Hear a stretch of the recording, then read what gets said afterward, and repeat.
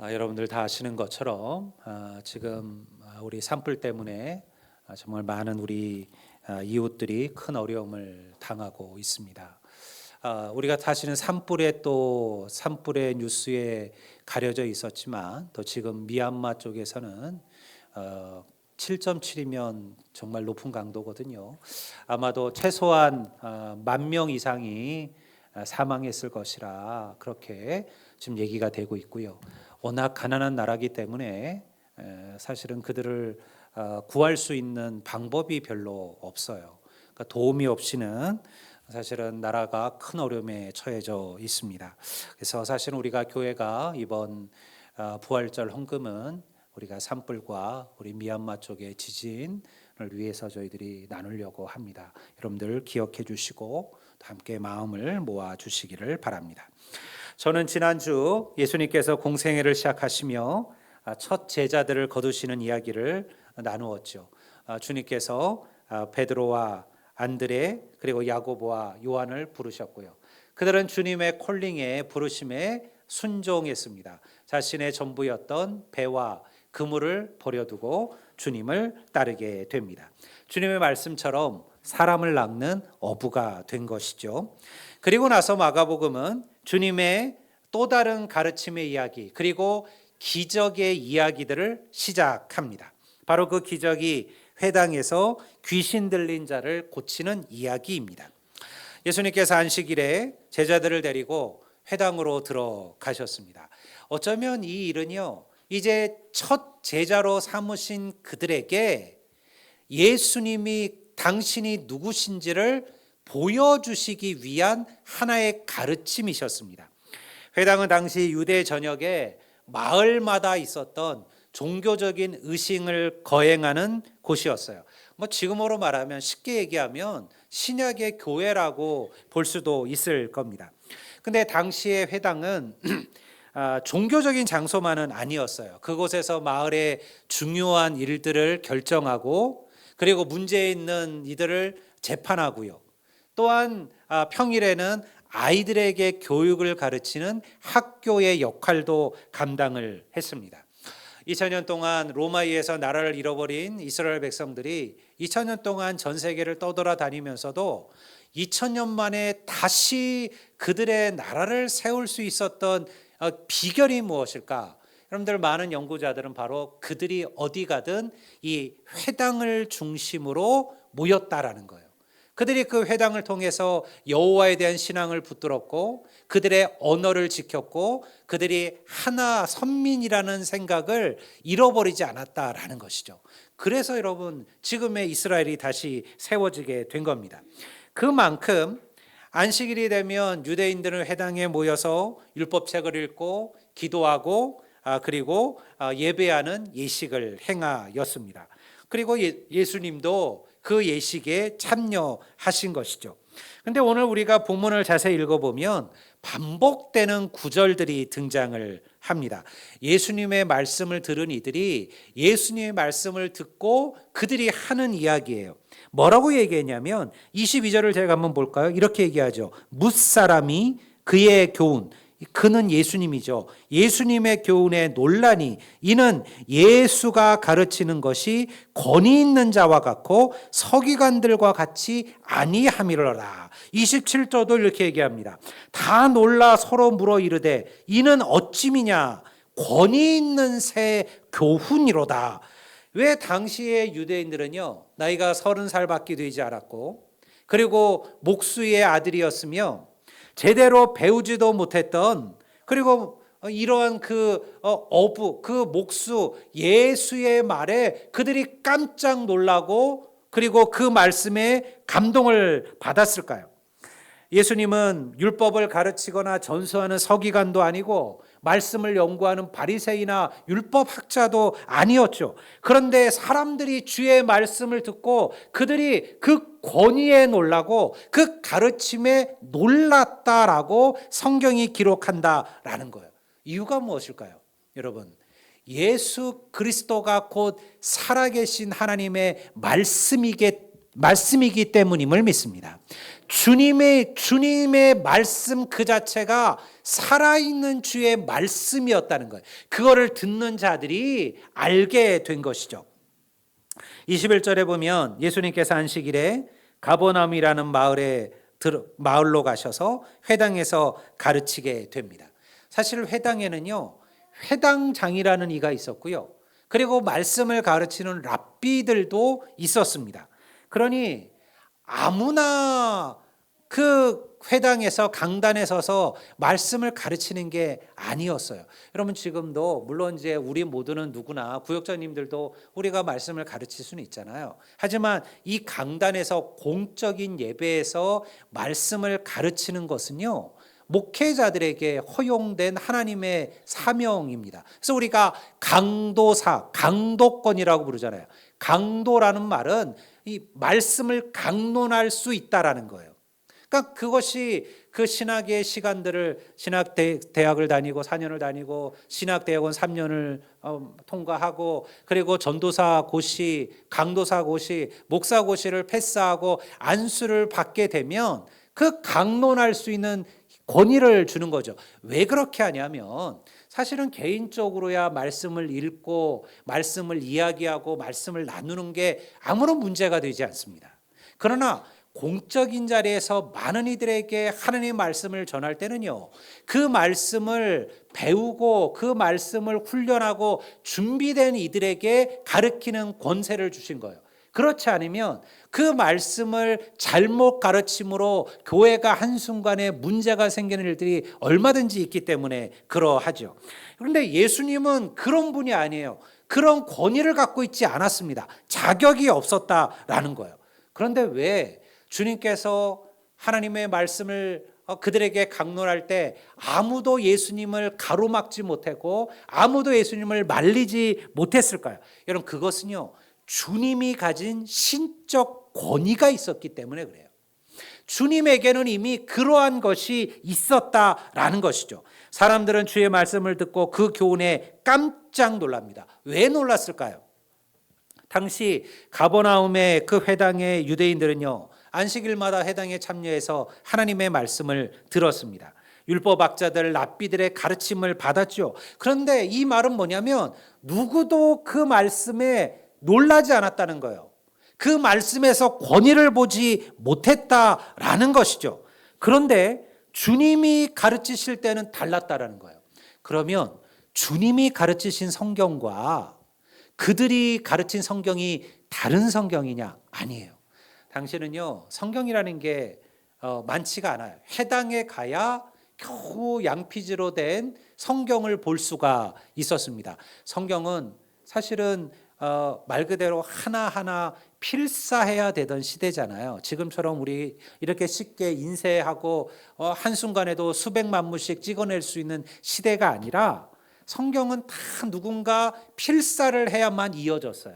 그것도 값비싼 양피지나 종이에. 그러니까 여러분 이거는요, 아무나 가질 수 있는 게 아니었어요. 그러니 예수님도 본인이 성경을 갖고 다니는 게 아닙니다. 회당에 가면 회당에 비치되어 있는 그 양피지를 가지고 그 말씀을 가지고 말씀을 가르친 거예요. 동일한 말씀을 가지고 동일한 말씀을 가르쳤는데 그 말씀이 사람들에게 받아들여질 때는 완전히 달랐다라는 거예요. 왜 그들은 이 예수님의 말씀은 다르다라고 느꼈을까? 우리가 오늘 읽은 구절에서 특이한 부분을 보아야 합니다. 지금 하나님의 말씀이 선포되는 이 회당에 누가 함께 있어요? 그곳에 귀신 들린 자가 있어요. 23절을 보면 마침 그들의 회당에 더러운 귀신 들린 사람이 있어 소리질러 이르되. 아이러니하죠. 가장 거룩한 날 안식일에 가장 거룩한 장소 회당에 사실은 가장 더러운 영에 붙잡힌 자가 그 회당 안에 있었다라는 거예요. 원래는 그가 귀신 들린 자라면 그는요, 그 회당에 들어올 수가 없습니다. 당연하죠. 귀신 들린 자가 그 회당에 들어올 수가 없어요. 장애를 가진 자들도 회당에 함부로 들어올 수 없었거든요. 그런데 어떻게 회당에 귀신 들린 자가 있었을까? 몇 가지 이유가 있었을 겁니다. 첫 번째는요, 사람들은 혹은 그 자신도 자신이 더러운 영에 귀신의 영에 붙잡혀 있음을 몰랐다라는 거예요.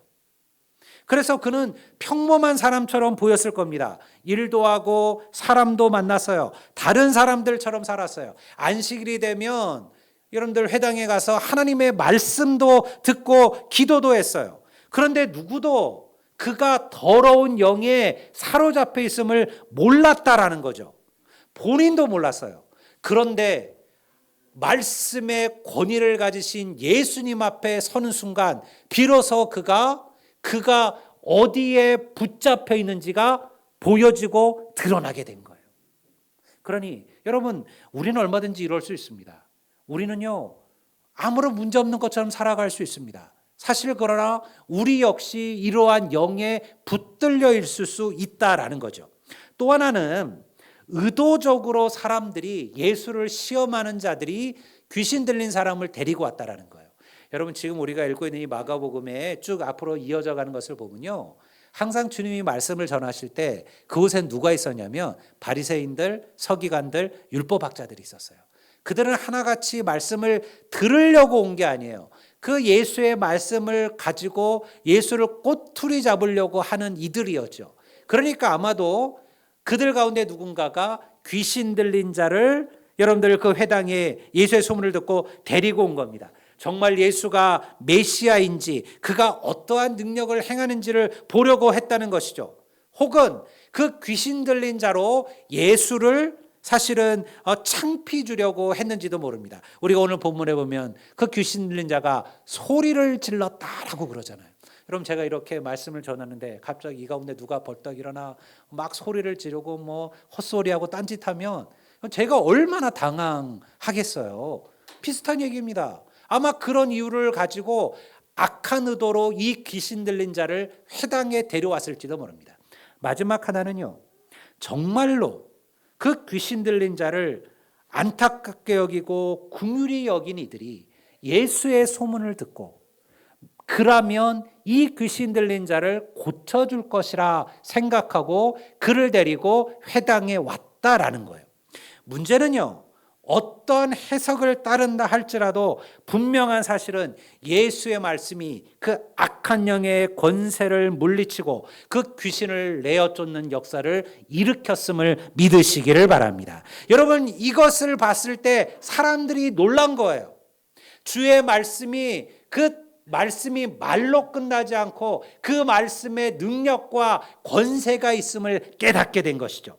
저는 오늘 교회에 필요한 반응이 바로 이것이라고 믿습니다. 성도들은요, 강단에서 선포되는 하나님의 말씀을 듣고 놀라야 될 줄로 믿습니다. 여러분, 주의 말씀을 들으면서 이거 들었던 얘기야, 이거 뭐 나랑은 안 맞는 얘기야, 이거 뻔한 얘기야, 여러분, 이런 반응이 아니라 하나님의 말씀을 들 때 우리가 놀라야 된다는 거예요. 때로는 그 은혜에 놀라고, 여러분, 그 말씀의 찔림에 놀라고, 그 말씀이 나를 흔드는 것에 놀라야죠. 그 말씀이 나의 고민과 나의 아픔과 나의 슬픔을 위로하고 치유하는 것을 보며 놀라야 된다는 거예요. 그것이 주의 말씀이 가진 능력이라는 거예요.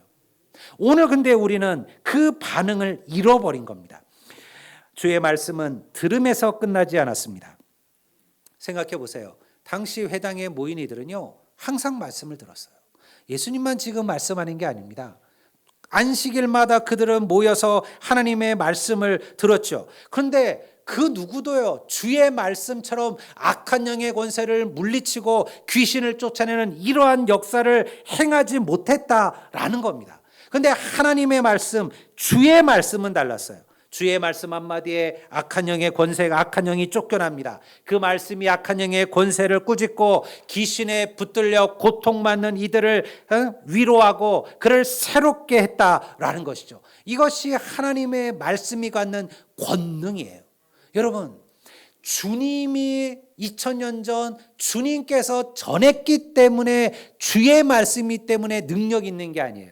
여러분, 오늘 우리가 붙들고 있는 이 말씀, 여러분, 이 말씀도 살아계신 주의 말씀임을 믿습니다. 오늘도 우리는 이 말씀을 통해 역사를 행하고 능력을 경험하고 기적을 본다라는 것이죠. 당시 왜 마가복음은 시작부터 귀신 들린 사람의 이야기를 이제 우리가 쭉 보겠지만요. 이 다음에 나오는 게 다 뭐예요? 다 이런 기적의 이야기예요. 이 다음에 베드로의 장모를 고치는 이야기, 나병 환자를 고치는 이야기, 손이 마른 자를 고치는 이야기가 계속해서 연속해서 나오고 있습니다. 마가는 왜 이 이야기들을 다 이곳에 모아두었을까요? 사실은 이 이야기는요, 순서가 아닙니다. 이 이야기는 사실은 여러 곳에 나눠져 있던 얘기를 마가가 한 곳에 쫙 정리를 지금 사실 하고 있는 거예요. 왜 그럴까요? 이 이야기는요, 예수 그리스도의 복음의 메시지를 우리에게 가르쳐 줍니다.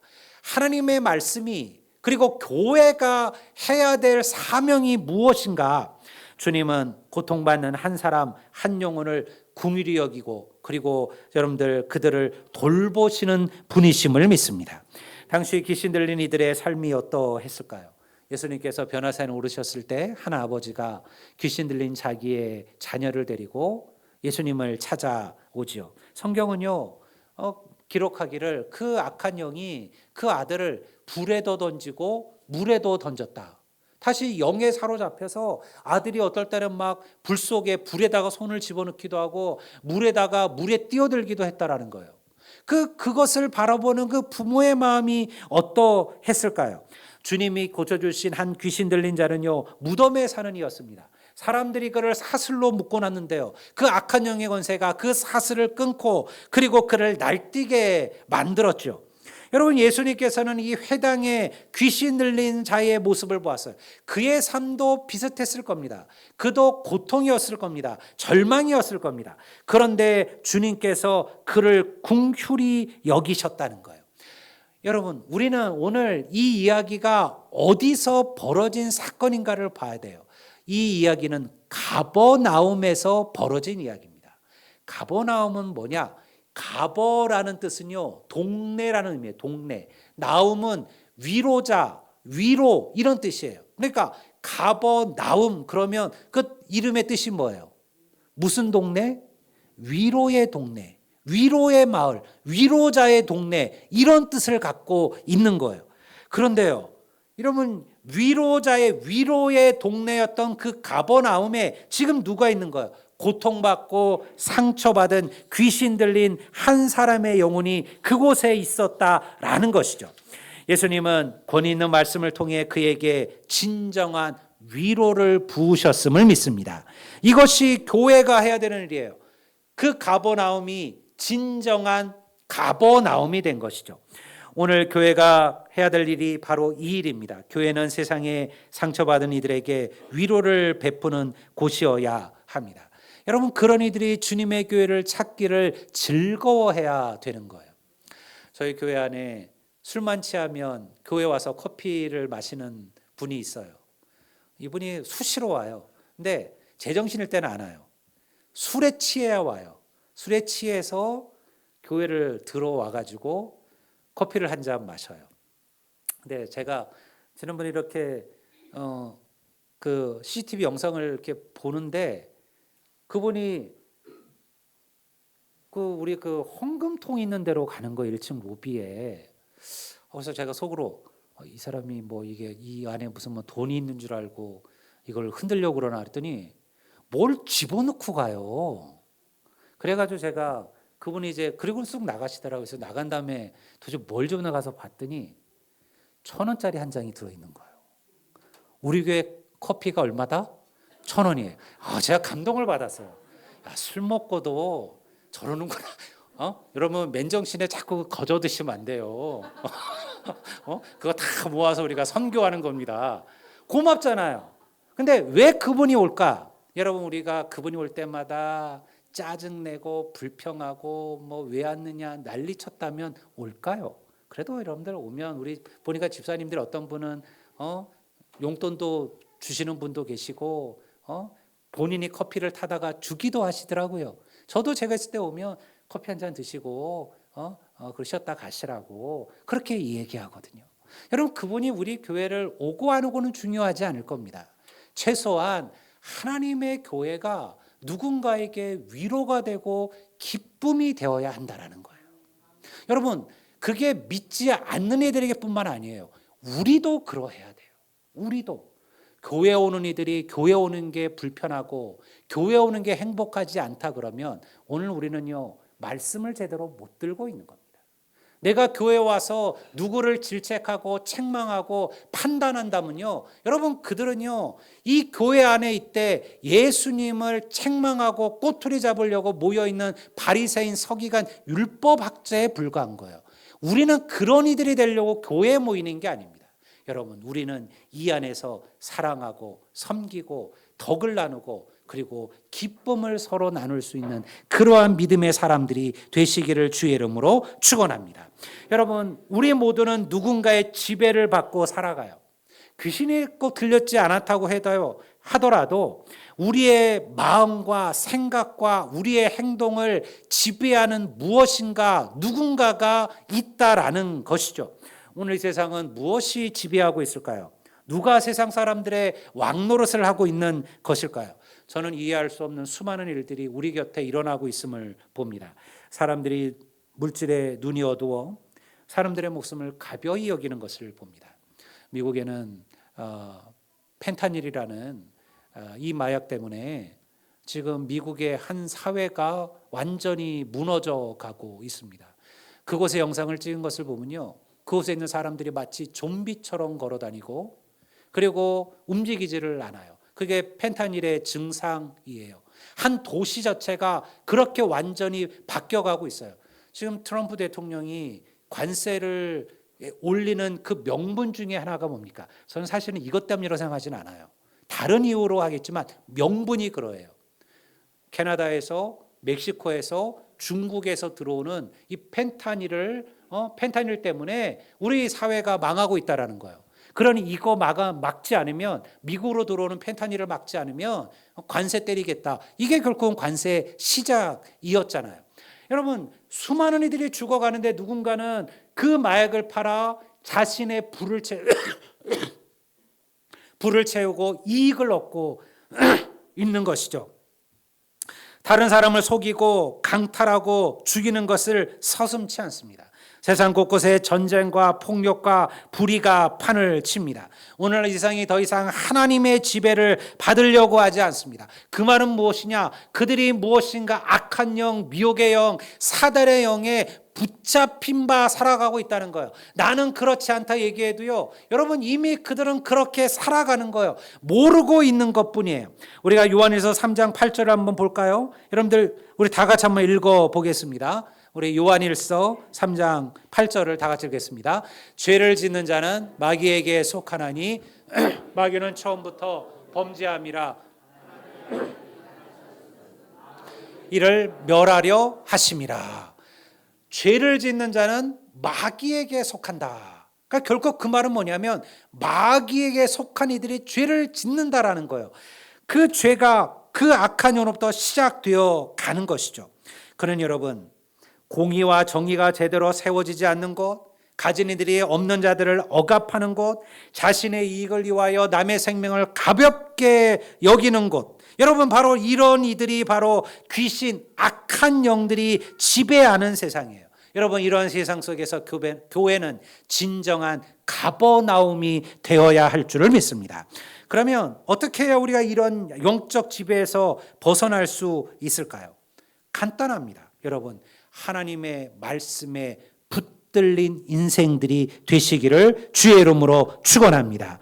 여러분, 주의 말씀이 선포되면 역사가 시작되는 거예요. 우리가 25절 26절에 보면 주님께서 그 악한 영을 여러분들 말씀으로 물리치실 때, 쫓으실 때 어떤 일이 벌어져요? 예수께서 꾸짖어 이르시되 잠잠하고 그 사람에게서 나오라 하시니 더러운 귀신이 그 사람에게서 경련을 일으키고 큰 소리를 지르며 나오는지라. 저는 매일 말씀을 준비합니다. 일주일에도 몇 번의 설교를 준비하죠. 제가 이렇게 대충 봤더니 벌써 수만 편의 설교를 제가 했어요. 벌써 목회 안수 받은 지가 저도 오래됐으니까요. 여러분들 수만 편의 설교를 저는 준비를 했습니다. 그러면서 저는요 매일 기도합니다. 하나님께서 내 말씀에, 내 입술에 말씀의 권세를 주시기를. 그래서 성도들이 여러분들 부족한 목사의 말로 듣지 않고 살아계신 하나님의 말씀으로 그 말씀을 받아들일 수 있기를, 그 말씀 속에 그들이 깨어지고 부서지고 자기의 삶을 돌아보는 역사가 나타나기를. 여러분, 저를 보지 마십시오. 여러분들 하나님의 말씀을 붙드시기를 바랍니다. 여러분, 그 말씀이 하나님의 권능을 주는 거예요. 매일같이 말씀이 전해졌지만요, 귀신 들리는 이의 고통과 아픔은 치유되지 않았습니다. 왜냐하면 그 말씀의 영적 권위가 없었기 때문이에요.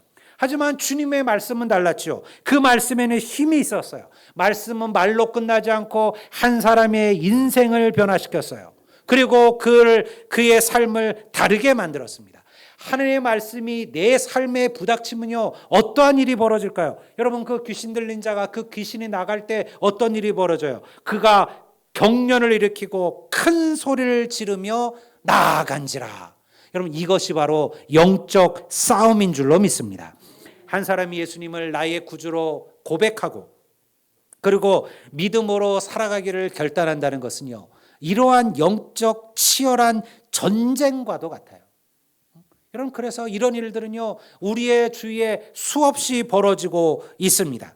그리고 이러한 능력을 행하게 하는 일은요 하나님의 말씀에 있다는 거예요. 교회는 다른 곳이 아닙니다. 교회는 말씀을 읽고 듣고 배우고 가르치고 그 말씀대로 행하는 곳이 교회임을 믿습니다. 그러면요 교회가 능력을 행하는 거예요. 우리의 능력이 다른 데서 오는 게 아닙니다.